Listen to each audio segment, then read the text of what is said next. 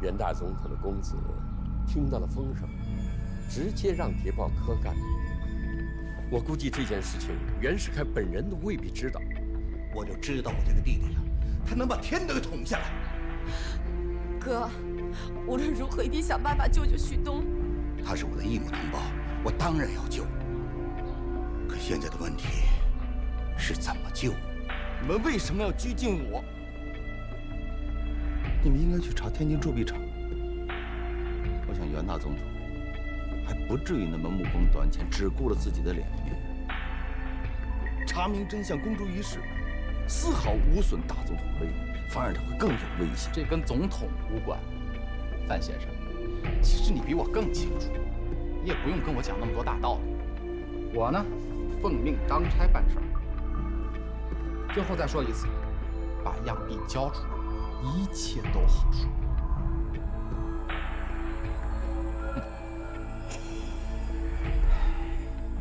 如今共和了，民主了，大家都是文明人，你别逼我对你做不文明的事。要不，我们去找一下梁先生，让他去找一下袁世凯。梁先生眼睛里头揉不得沙子，他是什么个性，你比我清楚。这件事情要是摆到桌面上，袁世凯是顾他的儿子还是顾梁先生？弄不好梁先生都下不来台。是啊，不到万不得已，也不能这么做呀。我跟赵秉钧倒是有点交情。赵秉钧，我记得他原来管过总统府的谍报科。是，刚才我去找他了，他给谍报科打了电话，说这件事情如果不退让，没有斡旋的余地。他们现在被关在京东别墅，我怕我去了说服不了令弟。走，我们现在就走。好，晚点再去。妈，你有事瞒着我吧？是不是老二出事了？告诉你们，想让我交出样币，除非我今天死在这儿。给我搜！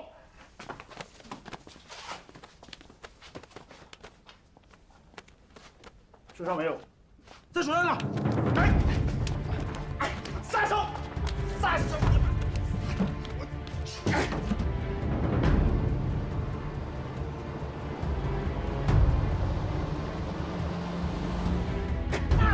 松开！撒开手！松手！打开！姓范的，最后一次警告，松不松手？你们袁世凯的东厂西厂，松手！你们就是一帮扎人不扎眼的狗！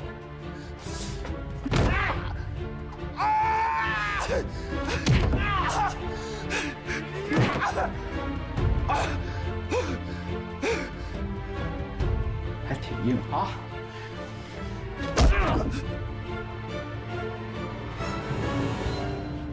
傅小姐，不要再耽误时间了。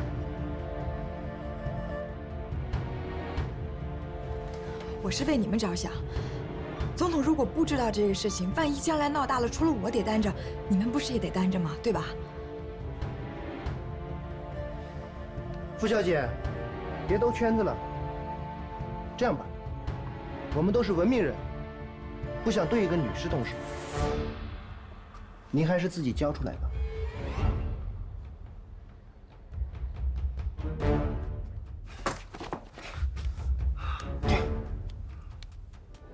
还是不松手？开，好废，拿刀来！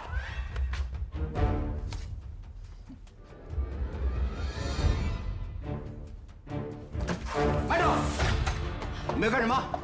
你们退下啊！这是赵秉钧先生派来的人，让他们好好劝劝这个范先生。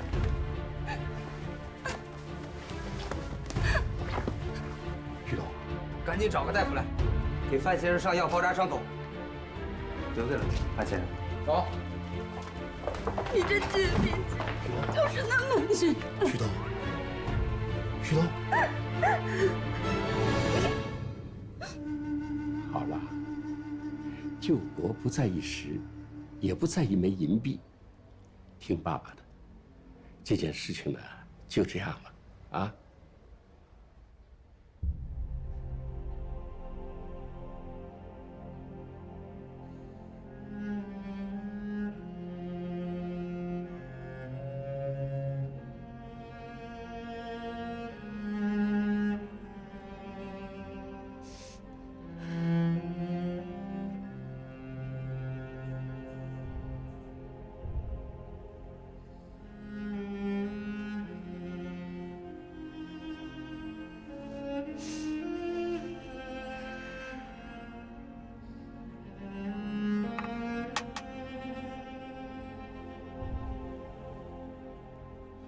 杨笔交出来，跟我走。都这样了，你还能带着出去吗？没有杨笔，我就没有证据。就算我活着出去，我怎么跟天下人说明白？还要怎么样？妈在家里都快急死了。你就算不听我们的，你也要想想他老人家。你非要把我们气死，你才敢罢休啊！这种事情怎么可能黑白颠倒啊？哥，你变了。10年前那个死都不怕跟着梁先生闹维新的那个范元莲不在了。你以为皇帝退位了，共和了，就什么都可以放手去干了？你错了，这个国家已经内耗得千疮百孔，再也经不起折腾了。那就像是一座房子，拆的就剩下1、2个梁，而且摇摇晃晃，做什么都会小心、小心再小心，一不留神它就全塌了呀。就不该回来做这个官儿。是啊，是我害了你呀！这个民国政府的官你也不该做。你，好，我管不了你，我管不了你。弟妹，我们走。哎，哥，我们不能就这么走了。旭东，我求求你行不行？求求你行不行啊？你怎么这么倔呢？范先生，请息怒，能不能让我跟令弟单独聊聊？弟妹，我们先出去。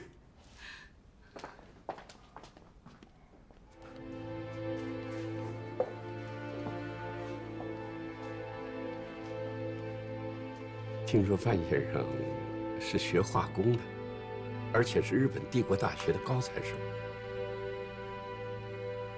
傅先生，您的大名早就如雷贯耳，可没想到咱们在这个地方见面。范先生想过没有，如果今天您慷慨就义，充其量也就是个饮恨乌江的项羽，供人在茶余饭后感叹一番罢了。最多再来一次革命，打得尸骨如山，血流成河，顶多换个总统，倒霉的还是老百姓，洋人洋货照样的横行中华呀。听我女儿说，范先生的志向是做化工、做实业、做国防、做中国的空白，这是大志向啊！真要能完成这样一番惊天伟地的事业，管他谁做江山，都是对苍生万民功德无量啊！跟你要完成的这番事业比起来，外面的那些人，眼前的这些事儿，算得了什么？付之一笑罢了。你要是看得起我傅立成，我们联手做一番顶大的事业，造中国自己的坚船利炮，让洋棉、洋碱、洋货，统统到太平洋里去。您此话当真？这怎么能假呢？盐务署很快要组织一个考察团到英国去考察化工，你跟我们一块儿去。考察回来之后，咱们放手一搏。好，我跟你去。好。爸怎么样了？放心吧，都妥了。傅先生，这东西啊，你们要的东西都放在桌子上，完璧归赵。行啊，傅先生，这姜还是老的辣。走，傅先生，你到底用了什么灵丹妙药啊？恭喜范先生，您现在可以回家团聚了。把纸笔给我。请。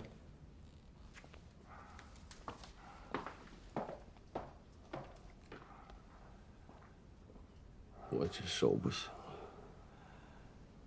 请你帮我代笔。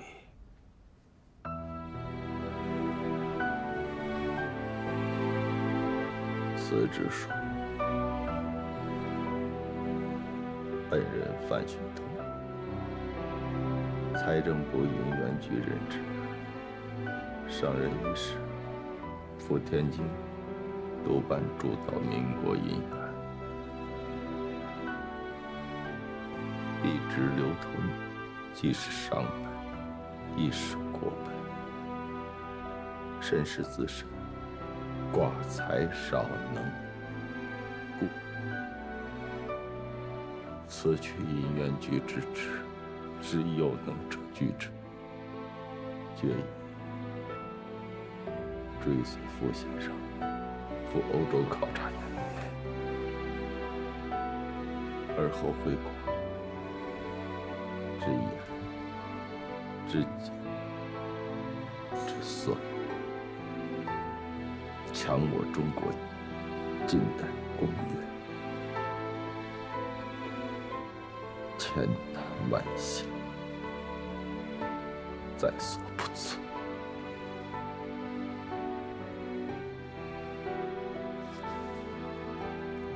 徐东，对于政府，范旭东彻底失望了，而符礼成的建议深深地触动了他。这个国家目前缺少的是能真正为人民从根本上去努力的人。半年时间的欧洲考察，时间并不充裕，但是一心救国的范旭东也由此开始了他化工事业的传奇人生。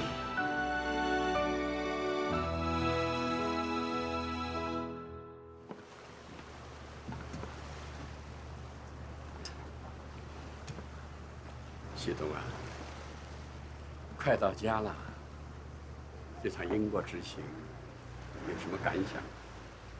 时不我待。你没有忘记咱们之间的约定吗，傅先生？你不失约，我绝不爽约。这是我刚刚在船上完成的报告，您先过目。如果没问题，烦劳您交个盐务署。我希望政府改革盐政，废除隐案，夺回利权。现在光靠政府可能不行了，而且给我们的时间也不多。我听到了一些风声。怎么了？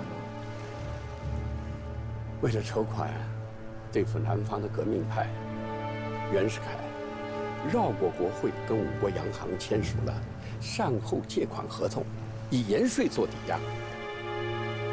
外国人还派了一个叫丁恩的英国人到盐务署来做会办。他现在是大权独揽呐，把盐政交到洋人手里，闻所未闻。你满清的时候都没有这么干。这还不是最糟的，半年以后国会改选了，要是总办子落到洋人手里头，我们可能就一点机会都没有了。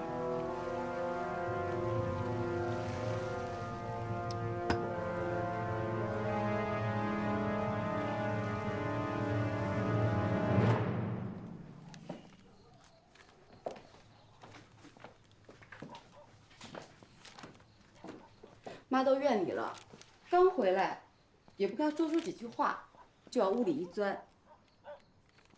我在跟你说话呢。听着了，听着。这什么呀？参茶。江诗丹顿，我送给你的礼物，整整花了我1个月的薪水。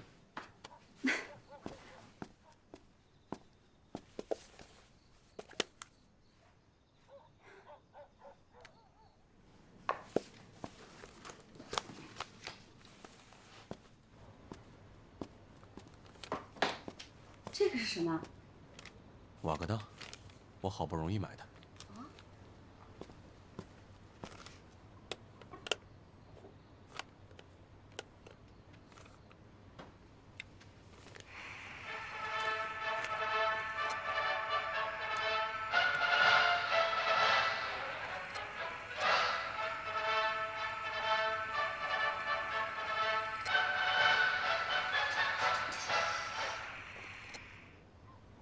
怎么了？我怕吵着你。没，接着放，我想听。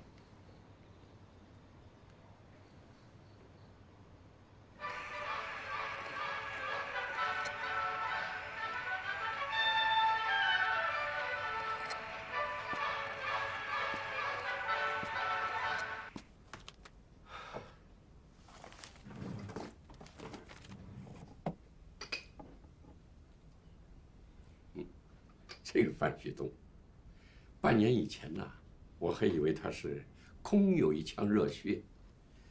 这趟英国之行，我才知道，他果然有真知灼见啊。就说这份报告，可以说是字字句句切中要害。那您收起来干嘛？为什么不上报给盐务署啊？上报有什么用？说轻了，是如泥牛入海。要是真碰到谁的利益，范旭东什么事情都没干，就要被千刀万剐了。天不助我呀！爸，您反悔了，要放弃吗？现在唯一能走的路是民办，联络一批有识之士，集资募银。现在的中国是，能做不能说，没有做的事情是万万不能说呀。我还是不懂。你不懂就对了。让老王备车，我出去一趟。爸，这么晚了，您去哪儿啊？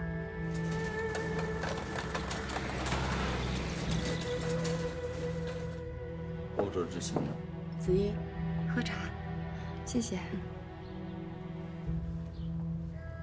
欧洲倒是去了，可除了锅炉房，人家什么都不让看。不内门公司真是欺人太甚。总有一天他们会来求你的。哎，我的报告你把不到地上去没有啊？都这么多天了。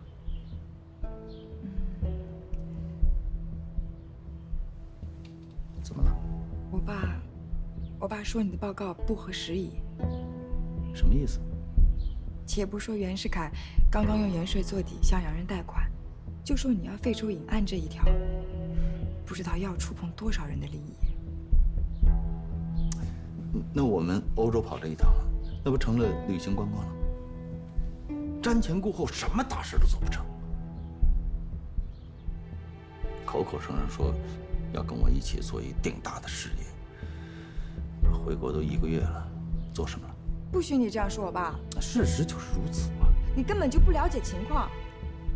这几天我爸四处奔波集资募银，好不容易鼓动的大家有点兴趣了吧？可一问，技术呢？洋人会卖吗？我们自己能行吗？几句话问得我爸哑口无言，都不知道该说什么了。你一个学化学的，找不到禁盐的技术，那是你的耻辱。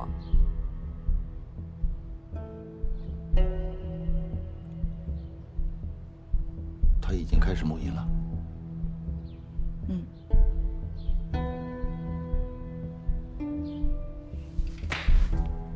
你去哪儿？你说的没错，这绝对是我的耻辱。请你转告你爸爸，让他尽管去联系能够联系到的人。3个月之内，我一定要把自己做出的经验放到他和全体股东面前。你疯了！这不是赌赌气能解决的。如果我拿回了经验，而他却募不到足够的资金，那可就不是我的耻辱了。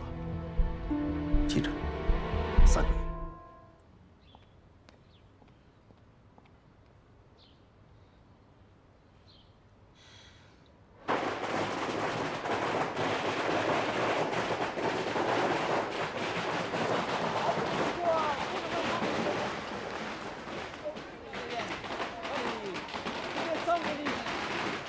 欢迎！最有营养的人，不能问公司的烟是最有营养的人。信杨教了，要懂规矩啊，慢慢来啊，后面排队啊。来，信杨教，送洋烟了啊！信杨教，送洋烟了啊！来，后面排队啊！谢谢。演出真客气。请问你是不内门的菲利普先生？是我，有什么事？我有点问题想向你请教，能否请你吃顿饭？菲利普先生，请品尝地道的中国菜——北京烤鸭。只是范先生，别客气，有什么事不妨直说。很冒昧，我想请教先生几个问题。为什么粗盐已经蒸发过滤了，可里边还是有氯化钾、氯化镁呢？还有，不管我怎么过滤，里边都会有杂质。范先生是化学家吗？我不敢当，我只是想做盐，做精盐。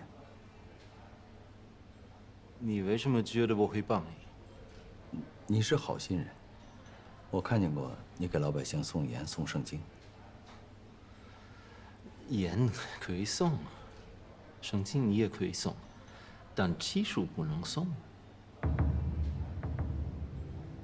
你是说你们可以施舍，可绝对不会让我们拥有？教会土地大舒服，这是你们中国的古话。请原谅我的直率，但送盐是我个人的好意。教你们搓盐，不是我的职责。我明白了，对不起，是我唐突了。你们中国人何必要做精盐？你们有粗盐，我们大英帝国有技术，这就足够了。你的意思，你们在我们的国土上用我们的粗盐加工之后，再高价的卖，这就足够了。这没有什么不对。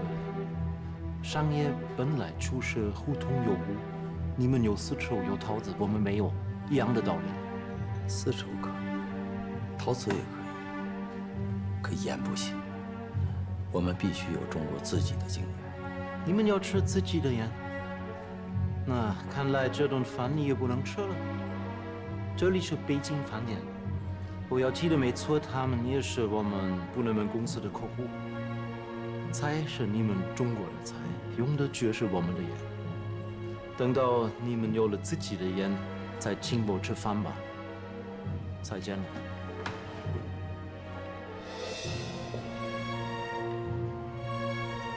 菲利普的态度傲慢无情，但是让范旭东无言以对。中国人想吃自己的盐，只有靠自己，外人是不会帮你的。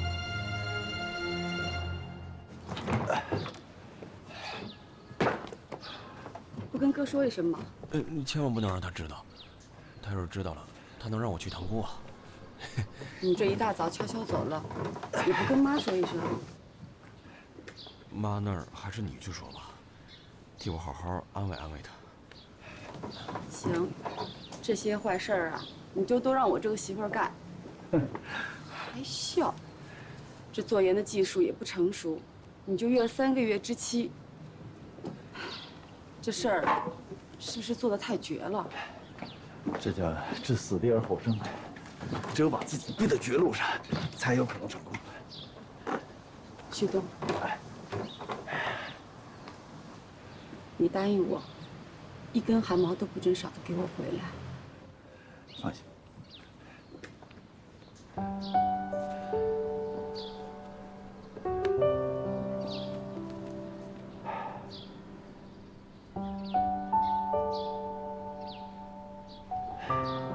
我走了。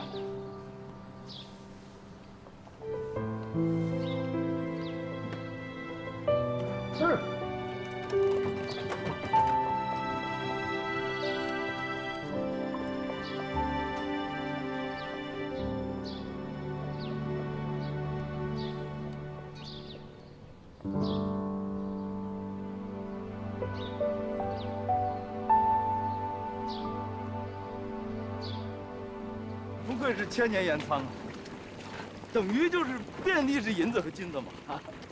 你看这大沟口啊，东临大海，有原岩又四通八达，北边呢是唐山矿区，煤炭用之不竭。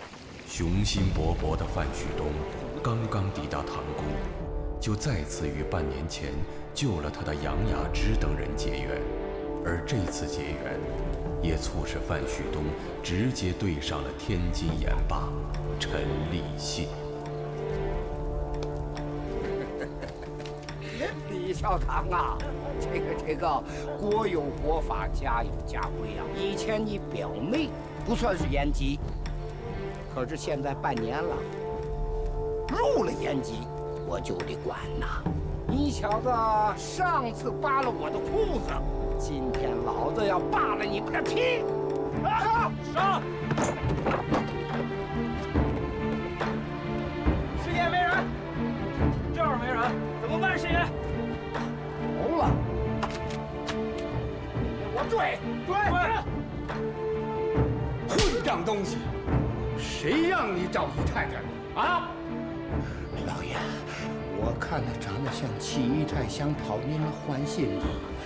事情没办妥，我就没敢跟您们说。老爷，我是请了媒人，买了聘礼，样样都是合规矩的。人扣了再请媒人，天下有这样的规矩吗？啊！我爹在世的时候跟我说，天津塘沽的盐田就是我们陈家的地界，天津塘沽的造户就是我们陈家的子民。话虽然说的狂妄，但水能载舟，亦能覆舟。这事儿要真的传出去，我陈家岂不成了欺男霸女的强盗了？我该死！从今往后，你给我死了这份心！你们信也好，不信也好，这件事从头到尾我毫不知情。我们信，我绝对相信陈老板。那咱们就说好了，他欠您的租子，我先还您一半。好，还不赶快放人？是您了。家事繁杂，管教不周，多有得罪了。哪里话？陈老板，我还是觉得应该叫您陈老爷。您这么大的家业，为什么不做精盐呢？我塘沽的芦台一沙自古就是贡盐，难道不好吗？您的盐再好，跟洋人的盐还是比不了。哼，洋人怎么了？洋人也照样买我的盐坨。你笑什么？守着千亩盐田、万民造户就可以富古天下的世道，恐怕要变。现在做盐，讲究的也是做品质。范先生，其他的买卖都要做品质，唯独盐不同。我爷爷就是同治年的盐茶道，到如今3代了。就凭着爷爷的一句家训，范先生知道是什么吗？请教了。做盐不是做盐。什么？做盐不是做盐？从海里来的东西没本的买，为什么到了老百姓手里就值那么多钱？层层设卡，处处抽水。做盐是做官场，做人脉，做霸盘。这恐怕都是陈规陋习了吧？盐取之于海，还之于民。盐是近代化工的基础。陈老爷，我觉得您应该有大志向。怎么？难道范先生也想做盐？这道门可不是那么容易进的。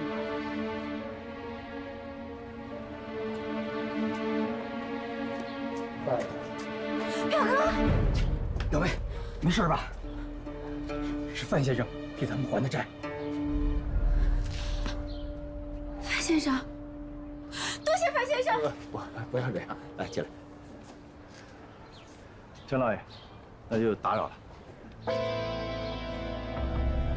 改日我再来府上，专程的拜访。恕不远送。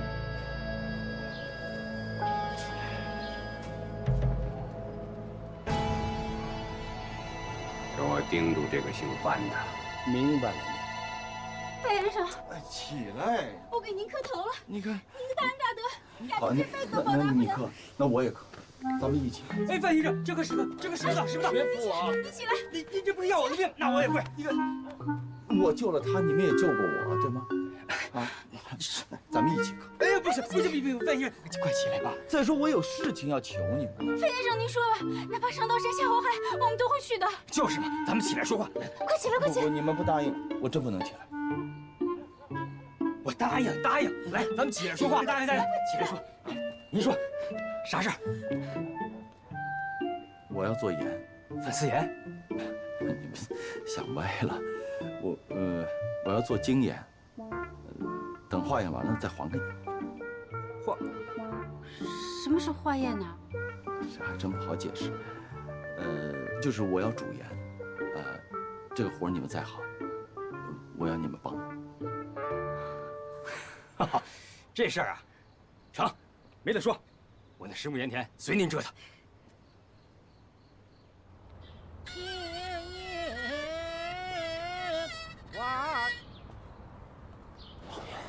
不好了，那个姓范的可真不是个省油灯啊！啊，慢慢说。哎，他们在李少堂的盐田里边煮盐。煮盐？带人去看看。是了，您来回来。啊，国家有国家的章程，让秦所长也去。知道了，您了。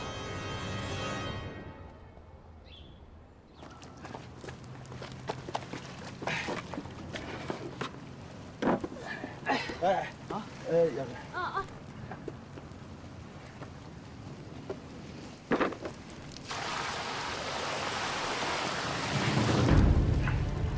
好，压迫了，快点！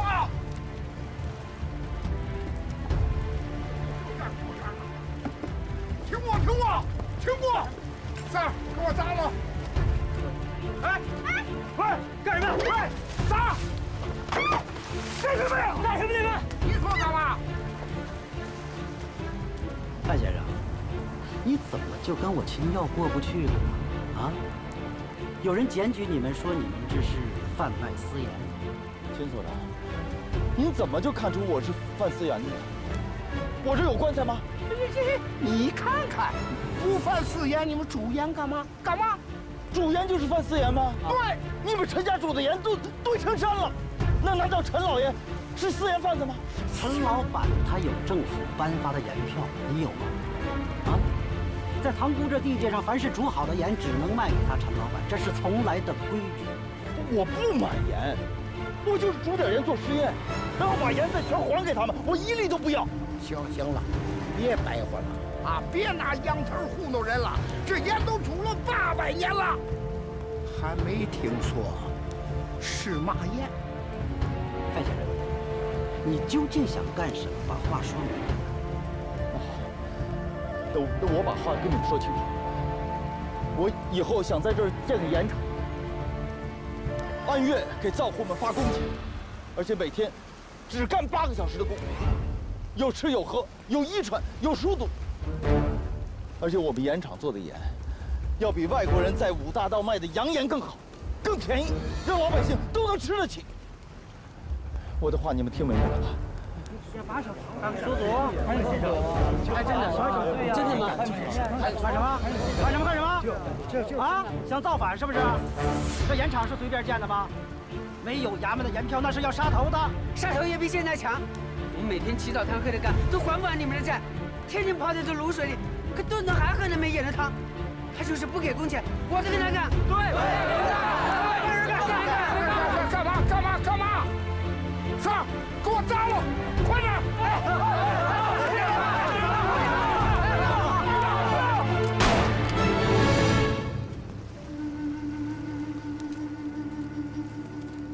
范先生，再这么闹下去，可就是聚众滋事了。秦所长，你是拿政府俸禄的，到哪儿你也得讲公理是吧？我当然讲公道。要是你以后有了盐票，建不建厂我管不了。现如今你煮盐不贩盐，我也可以不管。但有一点，你不能在陈老板的地界上胡闹。这样，我给你指一条路，落凤坡那边有10亩荒地，去了那儿随你怎么折腾。落凤坡，那离海边10几里，你让我怎么引海水？那就是你们的事儿了。啊，陈老板跟政府之间也有定额，1年春秋2季，耽误了收成，谁都负不了责任。范先生，我这么处置还算公道吧？公道什么？秦所长，难为你了，我怎么着也会对得起你这个公道。那好，还有我要派严警过去巡查，以防有不法之徒暗中夹带。告辞了。走。秦所的落风破也不能给呀！哎，你们太欺负人了，你太欺负人了。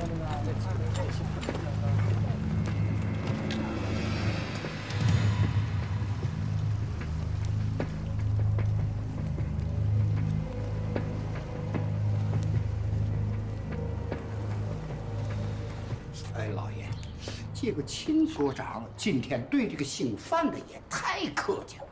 你不知道，这个范旭东不好惹，他的哥哥是教育总长，这要是放在前朝，起码是2品大员。哎呦，2品官怎么着？别说拿笔杆子，就是拿枪杆子的，也休想闯进老爷的地界。眼门前抓不到他什么把柄，秦所长也只能做到这一步了。我看他是脚踏2条船。行了，我就不信隔着10几里地，他还真的拉海水去煮盐。哼，除非他脑子有毛病。哎，我看弄不好这行子还是真有毛病呢。子良哥，你看，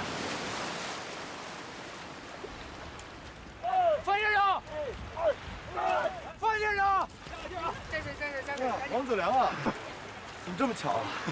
您母亲病好点了吗？好多了，这2天总念叨您的大恩大德呢。哎，你们这是干嘛呢？在煮盐。煮盐？准备把海水拉到落凤坡去煮盐。您开玩笑吧？您要吃盐尽管买些，用不着自己煮。那当然不是我自己吃，是给天下人吃。以后我要在这儿建一座专门做盐的工厂，到那个时候，咱们老百姓就都能吃上上好的精盐了，你母亲也不会再得大破病。那再往后，那就是做碱、做酸、做炸药，那样洋人都不敢欺负他。范先生，您是说这盐头能变成大炮和炸药？对，是这个道理。来，走，来人，走。